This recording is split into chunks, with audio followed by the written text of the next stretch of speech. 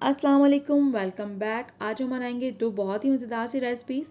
तो इसके लिए मैंने यहाँ पे सैल्मन फ़िश ले ली है और इसके जो कांटे हैं, इनकी फ़िश बोन अलग कर लिया है और बोनलेस फ़िश को इस तरह से फिंगर फ़िश में काट लिया है।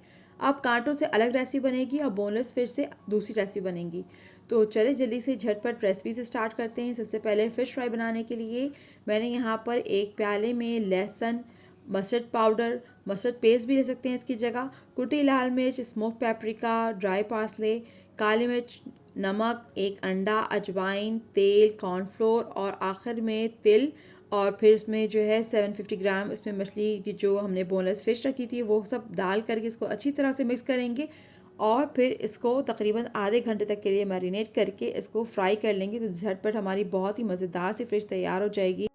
अब आलू की ताहरी बनाने के लिए एक पतीले में तेल डाल के गरम करें, फिर उसमें कटे लहसुन, प्याज डाल के फ्राई करें, सारे कांटे डाल दें, 4 से 5 मिनट कांटों को फ्राई करेंगे। फिर उसमें हरी धनिया की डंडियाँ, हरी मिर्च, नमक, हल्दी, पानी डाल के 20-25 मिनट दरमियानी आंच पे पका लेंगे। इस दौरान अब एक दूसरे पतीले में तेल में थोड़े से खड़े गरम मसाले, प्याज डाल के फ्राई करेंगे, फिर उसमें लहसुन अदरक का पेस्ट डाल के भून लेंगे। अब उसमें टमाटर और चावलों के हिसाब का नमक, लाल मिर्च, हल्दी पाउडर, गरम मसाला डाल के इसको अच्छी तरह से भूनेंगे। फिर उसमें 3 दरमियाने साइज से कटे हुए आलू शामिल कर देंगे। साथ में मछली की जो यखनी हमने बना ली थी उसको छान के शामिल कर देंगे। आलू के गलने तक इसको अच्छी तरह से पका लेंगे। अब उसमें 550 ग्राम भीगे हुए चावल शामिल कर दें। अगर यखनी कम हो तो चावलों के हिसाब से पानी डालकर इतना पकाएं कि चावल और यखनी का जो लेवल है वो एक हो जाए।